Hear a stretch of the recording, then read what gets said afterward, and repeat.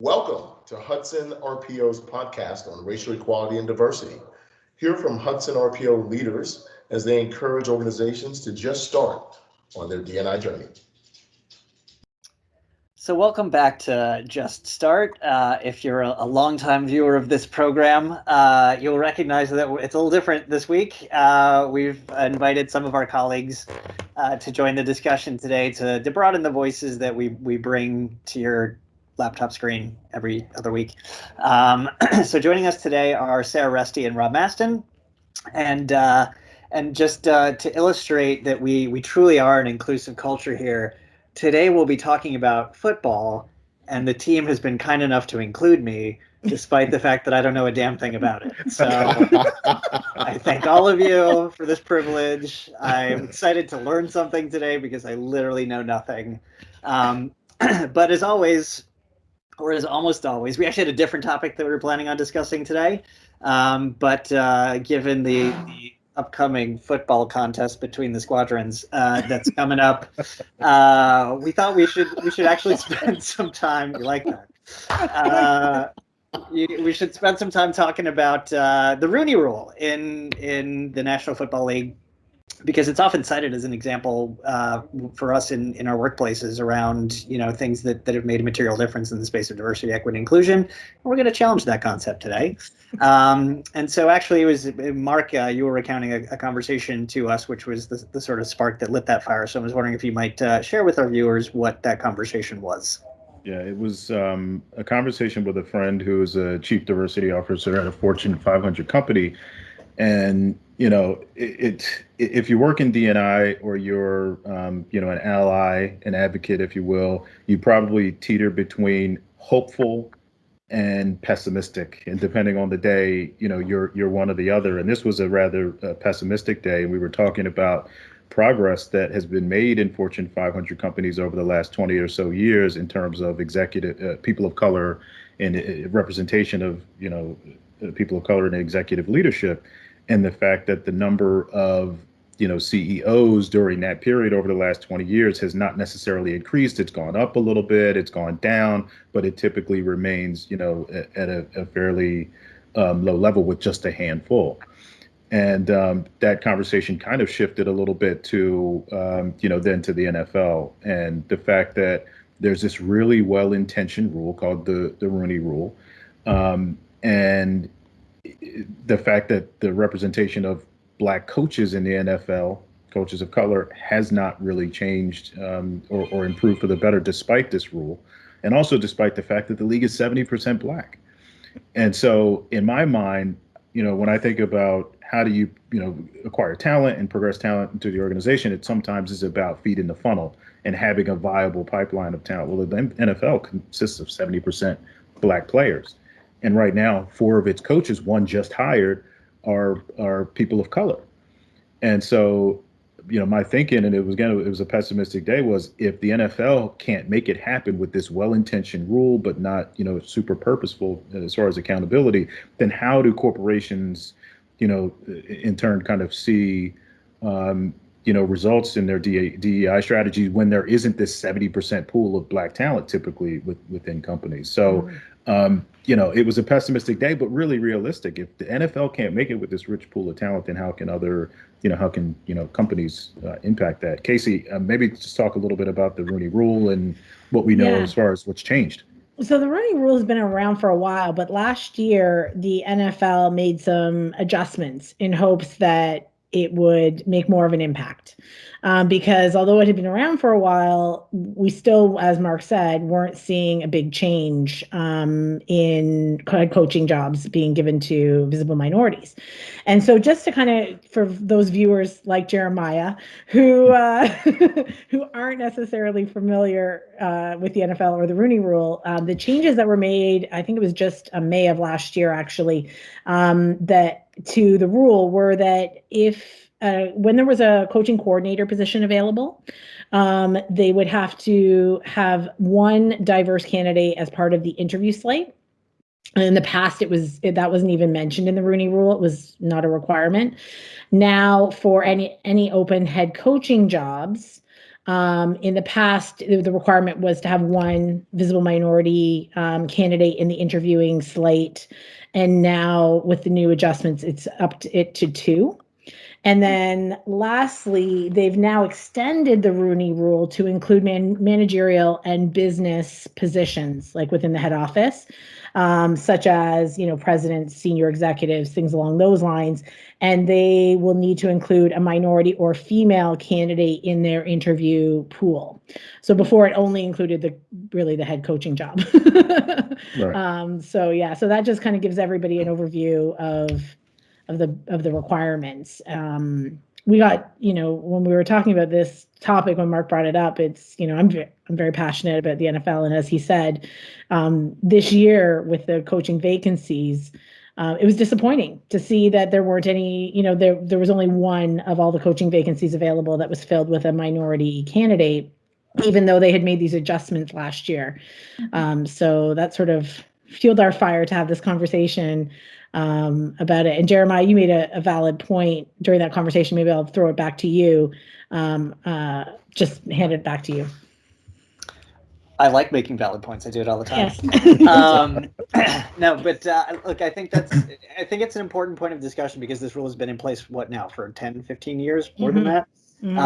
And like a lot of fanfare around its implementation, sort of viewed as a model, extended in the tech world, as you mentioned, Casey. And yet here we sort of still are.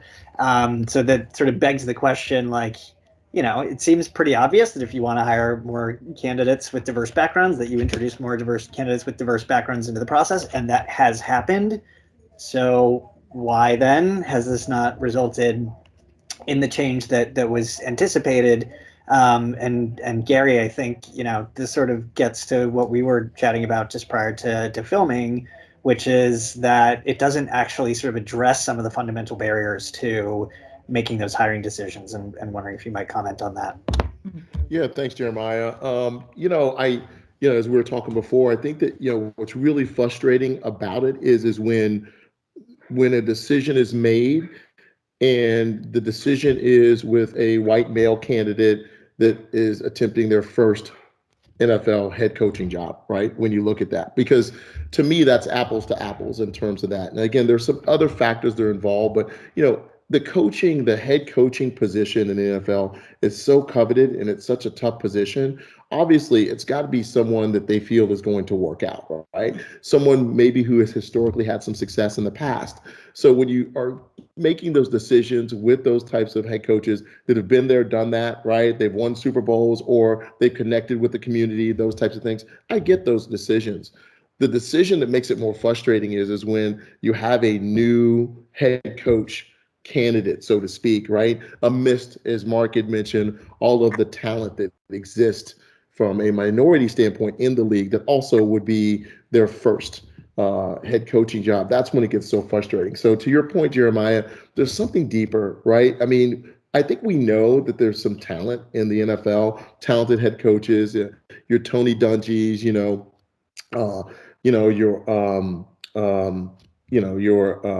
Mike Tomlin. Mike Tomlin. I keep forgetting that. I'm a Denver Broncos fan, so maybe it's just by it. So even anyway, Ron Rivera. Ron Rivera as well from Carolina. Lovie but... Smith, right, back in the day, right, with Chicago. Jim Caldwell, right, with Indianapolis Colts. So I mean, it's been there time after time. It's there in front, right? So we know that there's some talent within the league. There's something deeper though in terms of why these decisions aren't made, and I think we need to. Listen, let's get the elephant out in the open. Let's take it and say, hey, listen, let's get deeper and let's get into a situation kind of like what we talked about, when we first were talking about just get started with your diversity. We need to have those open dialogues, those conversations to kind of figure out exactly what are those stumbling blocks. And people need to be able to be honest about it without being attacked, right? So that's the only way we're going to get open to this. There's got to be a deeper situation, a deeper reason behind why these hires are not happening. Yeah. And I don't think we've been there yet. I don't think that we've been able to get to that particular point. So I want to start talking about the elephant in the room, but before we do that, you kind of talked about a little bit about sort of the business case kind of conceptually, but actually, Rob, you were speaking to some real live examples of, there's not just a strong business case conceptually for diversity in the coaching space, but like real sort of practical examples of that. And I'm wondering if you might comment on that. Yeah, I've worked for a company in the past that had a similar rule to the Rooney Rule, except instead of just a diverse candidate, they also added in a female candidate.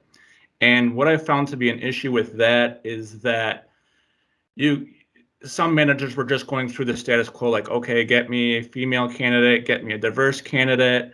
I've already got my guy identified, so just get those two folks in here, and we will make a decision after that. And it happened maybe one or two times where they're like, oh, that other candidate was really good, I think I'm going to go with them. But other than that, it was just, I've got my candidate identified. Let's just go and, check the boxes, and then we're all set to go. So, yeah. And I think that's what you, Jeremiah, said when we brought up this topic, is it almost gives you a false sense of success, that to say, I followed the rule, I did everything right, but this is the best candidate and I'm still picking the white male. And that's and why, like you said, Rob, often it's because they've had their mind made up before they even went into it. So Right. Mark, go ahead. Yeah, no, I was going to say, and that's why the metrics behind progression of diverse talent through the pipeline is important. So you're monitoring the top of the funnel, how many candidates of color are inserted, or diverse talent are inserted into the process, and then how are they progressing in interviews and so forth. And I think what you typically see is that at each stage, significant numbers fall out, particularly obviously at the selection stage. Yeah, and going through the culture of it, the NFL has introduced all 32 clubs will be doing a coaching fellowship basically geared towards minority candidates, but only time we really tell if that's, again, just a check of the box to say, oh, well, we did it. We're giving them some experience, because, we do see some female coaches in the NFL, but, nothing in any major position-wise. Well, it's interesting because that makes me think of sometimes, you do your early talent program and you say, okay, my early talent program, I'm going to use this so that I can, fill my future jobs. I'm going to build my own talent. And then at the end of the day, when the internship's over, people aren't necessarily willing to hire someone with that limited experience and give them a shot. So I think of that example, Sarah, as it relates to diversity in the NFL. And you're right, time will tell. And right now, the numbers don't speak to the NFL doing anything but checking a box, unfortunately. And I hope it gets deeper than the optics, really, to be honest with you, because I'm going to be honest. I think that there are reasons that make sense, to be honest with you. I mean, there are reasons that are shameful, but they make sense. And we need to get into why that's the case. I know for a fact there are some individuals that are afraid to hire, whether it be the NFL, whether it be large, small organizations, they're afraid to hire minorities because if they have to effectively manage them out of the business and performance manage, and they don't, how are they going to do that successfully without looking like a racist, right? So they're wondering what is the kickback, if it doesn't work out, I mean, so there are those types of things, and those are real concerns that that need to be addressed in terms of that. And there's some training and things that we talked about all throughout this particular podcast that need to actually respond to those deeper issues. But again, we have to make sure that those deeper issues are identified and we communicate what they are. Well, and that kind of drives to go ahead, Colin Kaepernick. He's the reason he hasn't come back, in my opinion, is because if someone brings him in and it doesn't work out, can you imagine the public outcry? Yeah. Oh, they got rid of him right after they signed him. So absolutely, it's the same type of deal. So yeah, and I'm going to challenge that, because I think there are two schools of thought here, and in either side, if you're determined sides will not be happy. We know that while the NFL is a predominantly African American player league, the fan base is predominantly white, and so to bring Kaepernick back, and I think that's an interesting point, which we didn't even really talk about in the lead up to this, is to bring him back would alienate a significant portion of the fan base on on the front end, but obviously would make Kaepernick supporters, very happy and feel like he was given an opportunity. And then to your point, Rob, if you cut him or it doesn't work out, then it looks, it is a negative impact on the organization. But I think one thing we haven't talked about is just that, the fan base. And I think how that plays into it, as well. I do think that for the NFL, that is a significant factor.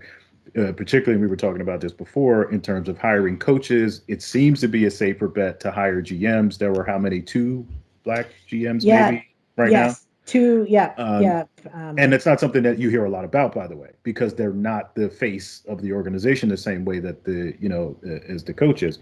But look, I think at the end of the day, it comes down to, if you're serious about this, you create the space, and we've seen it, we've heard it. We've heard from executives in multiple industries, particularly in financial services, who've said, look, there's just not a pool of African American talent, which there are leaders at historically black colleges that laughed at that, and graduates from historically black colleges and all colleges around the world who laughed at that statement. The talent is there. If you really believe in this, you create the space and you create the accountability for leaders to make the space. So look, a little editorializing here. I'm hopeful in terms of the NFL, because I do think that they're doing a lot of things that in corporate America we do. We have these internship programs, we have these development programs that are aimed at building the talent along the way. So I'm hopeful that that's the case, but I think at the end of the day, it all comes down to dollars and cents, and the leaders who make these decisions, who are empowered to make them, are businessmen and businesswomen, and they make those decisions for a particular reason. What that reason is, sometimes we don't know. Gary, peeling the onion, I think that you talked about, as far as, let's talk about it. What are the Let's reasons? go back to the fan base though for a minute. Yeah, let's go back to the fan base, because we had a problem, I think it was maybe 15 years ago, with the black quarterback. Right, that's no longer an issue, as you can see. Right, so there was an issue, a huge issue, particularly with me when I was growing up, because I was playing football, and I was like, that's a position I'm not going to be able to play. Right, what happened there? In terms of the league now shifting to a more diverse quarterback league. Right, when before, it was hard pressed to find a black quarterback, and when you did, it was very short lived. So what happened there? I wonder, in terms of that. Did we go into identifying what was the issue, and did we communicate what the issue was? Well, I think about, at that time, because I've been a football fan for a long time, I remember people talking openly about some of the reasons why they didn't think an African American could quarterback a team. He didn't have the leadership skills. He wasn't smart enough. There were so many, but they were very vocal about it. So maybe that's part of it, Gary. Like you said, we got to call the elephant out. Like we got to, and same with general managers. Like Mark talked about general managers. Well, what I'm hearing when I, read articles and about GMs and why it's more accepting to hire a diverse candidate for that is that they're less in the face of the of the media. It's the coach that's doing all of that. So are we worried about their ability to communicate? And but that's what you got to say. If that's what they're thinking, that's what we got to say. We got to speak it. And I think with the quarterback, it was spoken, and then people are like, "Whoa, that's not accurate." And maybe that was part of it. Yeah, no, that's right. Well, I mean, and I also think it helped that people got a chance, and that's what it's about, is giving people a chance to shift the paradigm. And you think about the transition and all the great black quarterbacks over the last couple of years. Russell Wilson is phenomenal. Donovan McNabb way back when. Yeah. We had so many really talented quarterbacks that have helped shift the paradigm, but simply giving them the opportunity to shift it was the start of it. But I do want to revisit Colin Kaepernick for a second and sort of tie it back to something that Sarah was talking about in culture. Like, what's a more authentic representation of the NFL culture? This fellowship program that was established, or the way that Colin Kaepernick was treated within the NFL? And so if you're looking to sort of make changes and hire more diverse staff within an environment where what happened to Colin Kaepernick happened to him, like, without acknowledging that, right? Without doing the work of accountability to address what happened there. Like, is that also part of the problem, right? Like, people want to put the focus on process steps and programs and sort of concrete things that are sort of process based, but don't actually really speak to culture, because what really speaks to culture is what happened to Cap. But look how quickly that the culture of the NFL shifted.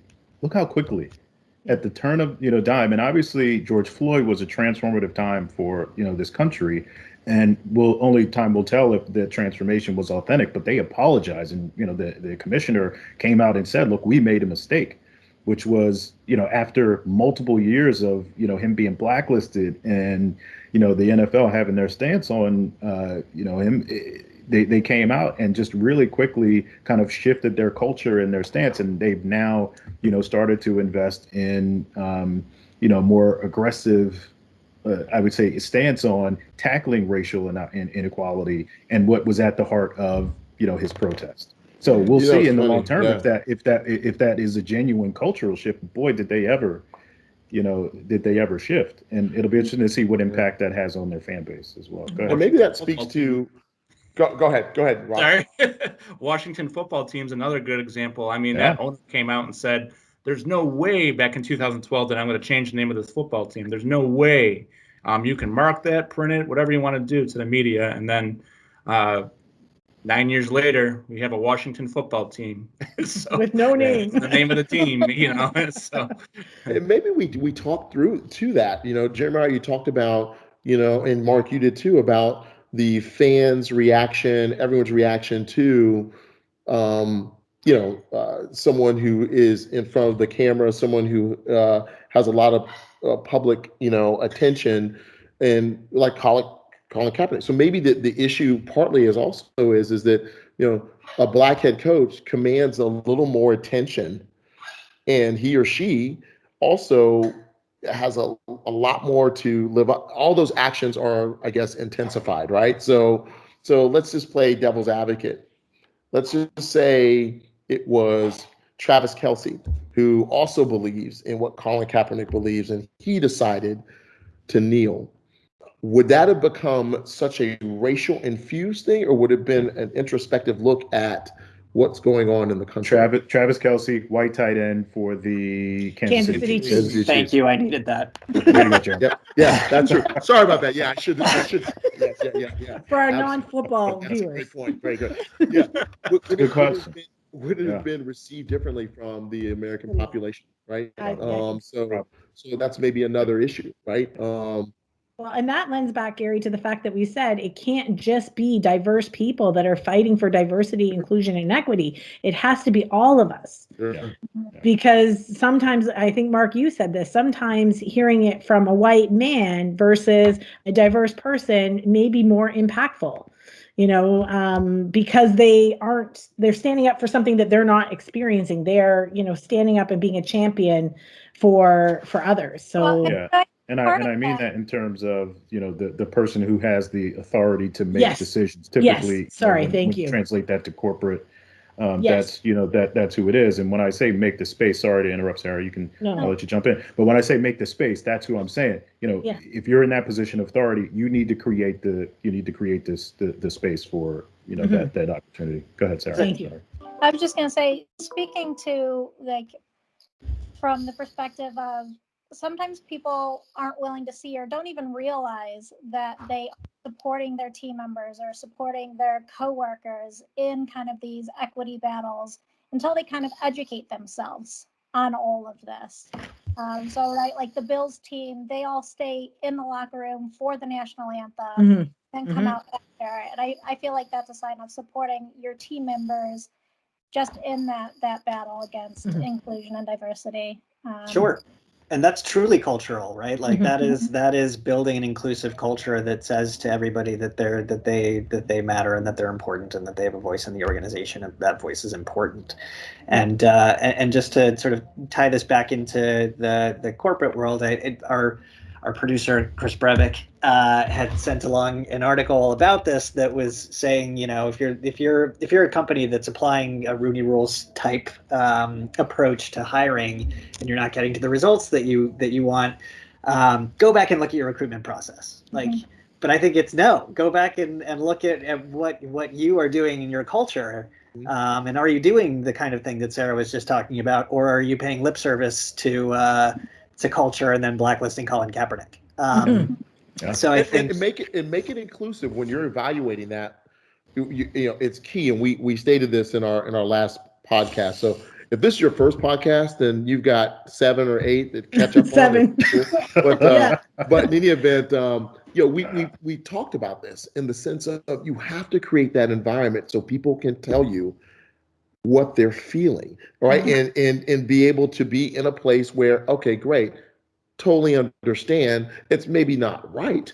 It's maybe a situation where we can look at it from a different lens, or maybe change that, you know, that dynamic. But you have to create a space where it's not a witch hunt, right? It's not a situation where someone's afraid to share, you know, why they're not making these decisions, or why they're making some decisions and things of that nature, so that we can kind of get to the bottom of it. And if we don't do that, I mean, again, we will never, ever, ever be able to move forward. We just won't. well, that is a good note to wrap this all up with. Thank you as always, guys. Thanks to Rob and Sarah for joining us today. This was really great. I really enjoyed this. And Casey, Mark, and Gary, as always, good to see you guys. And hopefully we'll see you again here soon. Absolutely. you. Catch up on those other podcasts, folks. Yes, Okay. yes. All right. All right. Like Cheers, and guys. share. See you guys. Bye. See you. To speak with any of today's participants about your Just Start journey, email juststart@hudsonrpo.com.